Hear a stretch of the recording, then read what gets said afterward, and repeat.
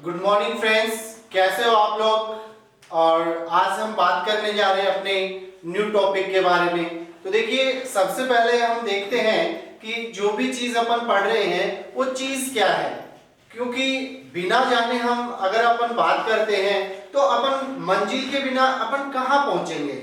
तो पहले अपन अपनी मंजिल डिसाइड करते हैं और मंजिल हमारी डिसाइड करने के बाद हम उसके बारे में अच्छी तरीके से जानते हैं कि वो चीज क्या है और क्यों हम उसको यूज कर रहे हैं। तो यूज करने का कारण जब तक नहीं होता है तब तक अपन उस चीज को यूज नहीं कर सकते हैं। तो देखिए, इसका कारण ये है कि इंग्लिश अपनी लाइफ में बहुत इंपॉर्टेंस रखती है, इसलिए हमें इंग्लिश के बारे में डिस्कशन हमने पीछे के टॉपिक में भी किया था। और आज का टॉपिक है, today's topic is do. So first of all see that what is do. Do क्या चीज है?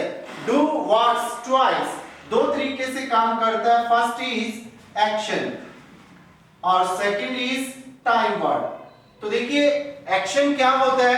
एक्शन मीन्स होता है वर्क, कि आदमी करता क्या है, और टाइम वर्ड मीन्स होता है कि आदमी काम करता है लेकिन कौन से समय में, उसको हम पहचानते हैं किसकी वजह से? टाइम वर्ड की वजह से। तो देखिए, डू है, दो काम करता है, कौन कौन से?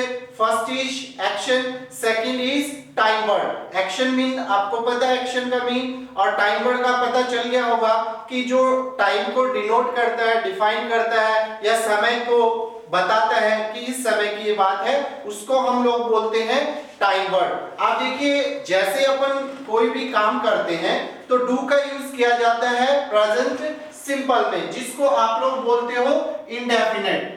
तो देखिए, डेफिनेट का मीन क्या होता है?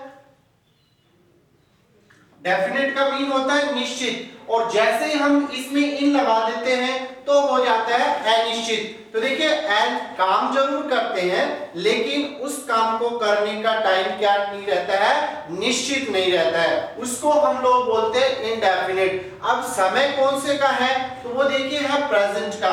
तो प्रेजेंट इंडेफिनेट हम इसको पढ़ते हैं। तो इंडेफिनेट का मीन हुआ अनिश्चित समय में होने वाले कामों को अपन बोलते हैं इंडेफिनेट। और जो भी व्यक्ति कोई भी काम करता है तो इसको अपन जब पैदा होते हैं तब से लेकर के और सिंस डेथ तक, मृत्यु तक हम इसको यूज करते रहते हैं। कोई भी आदमी है कभी भी फ्री नहीं बैठता, कुछ ना कुछ वो करता रहता है एज के अकॉर्डिंग, टाइम के अकॉर्डिंग। तो इसलिए वो क्या है कि काम करता है लेकिन उसका टाइम फिक्स नहीं रहता है, इसीलिए हम इसको बोलते हैं प्रेजेंट इंडेफिनेट। अब देखिए, बहुत से काम हर आदमी करते हैं या हर एक आदमी बहुत से काम करता है, और जब भी हम किसी भी व्यक्ति से हमें सस्पेंस रहता है, डाउट हो जाता है कि आप क्या करते हो, हमें जब पता नहीं रहता है तो हम उससे कंफर्म करते हैं, और कंफर्म करने के लिए हम सेंटेंस बनाते हैं कि क्या आप ये काम करते हो।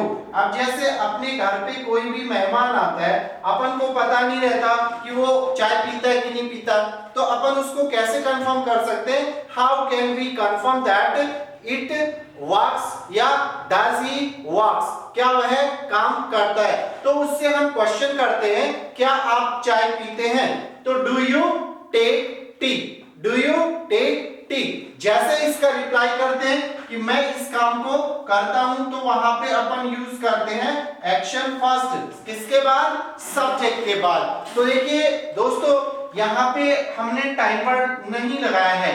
तो देखिए, क्यों नहीं लगाया? उसका कारण है कि यहाँ पे हमने लगाया है टाइम वर्ड डू और यहाँ पे हमने नहीं लगाया है। इसके बाद बात करते हैं कि हम जब भी रिप्लाई करते हैं, क्योंकि जब भी कोई आदमी गलत काम के बारे में पूछता है हमसे तो हम उसकी हाँ नहीं करते, यस नहीं करते, we don't reply in yes. तो देखिए, हम यहाँ पे नोट करते हैं, नोट एक डरपोक वर्ड है जो अकेला कभी नहीं आता है। जैसे हमें डर लगता है तो हम किसी ना किसी के साथ जाते हैं, जैसे अपन जाते हैं अपने मम्मी पापा को, भाई को, बहन को लेकर के, या अपने दोस्तों के साथ जाते हैं। तो उसी तरीके से नोट भी डरपोक वर्ड है, इसलिए ये कभी भी अकेला नहीं आता, इसलिए हम इसके साथ क्या लेके आते हैं? टाइम वर्ड लेके आते हैं। तो देखिए, जब भी आप लोग यूज करेंगे नोट को तो हमेशा आपको टाइम वर्ड के बाद मिलेगा।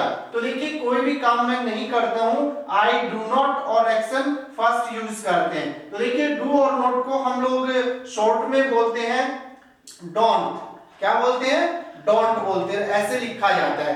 तो देखिए, क्या आप कोई काम करते हो डू यू एक्शन फर्स्ट, या अपन कोई काम करते हैं आई एक्शन फर्स्ट, मैं करता हूं तो आई एक्शन फर्स्ट, हम करते हैं तो वी एक्शन फर्स्ट, मैं नहीं करता आई डोंट एक्शन फर्स्ट, और क्या तुम करते हो डू यू एक्शन फर्स्ट। तो देखिए, इसमें एक डिफरेंट चीज है, एक अलग चीज है, उसका नाम क्या है? तो देखिए, यहाँ पे हमने यूज किया है सर डू, और यहाँ पे भी डू यूज किया है, बट यहाँ पे नहीं किया है। उसका कारण क्या है कि जब भी अपन डू नहीं लगाएंगे इसमें तो ये एक ऑर्डर बन जाता है, और ऑर्डर जब भी देता है इंसान प्रेजेंट में देता है कि कोई भी व्यक्ति से अपन बोलते हैं कि भाई पढ़ाई कर लो तो यू स्टडी।